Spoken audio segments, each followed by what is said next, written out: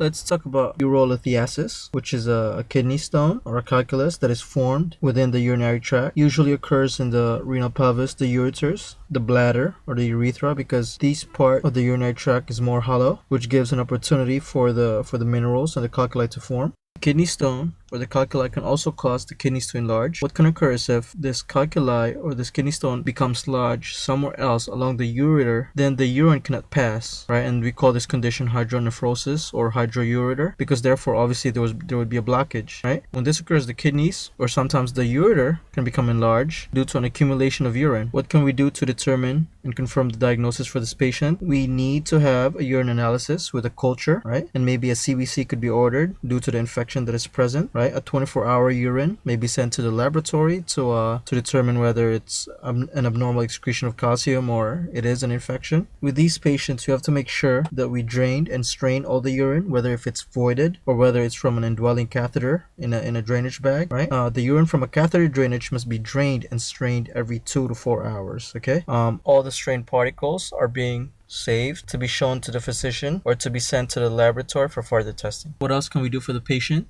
We need to encourage the patient to drink at least 4,000 mLs of fluid a day, unless obviously contraindicated by other health problems. The patient can also undergo the ESWL procedure, which is the extracorporeal shockwave lithotripsy, which is basically the use of ultrasonic wave to crush the calculus within the urinary system. So we place the patient usually in warm bath water, and the ultrasonic waves is being aimed at the area in which the stone is present, and the waves breaks the stone into smaller pieces, right?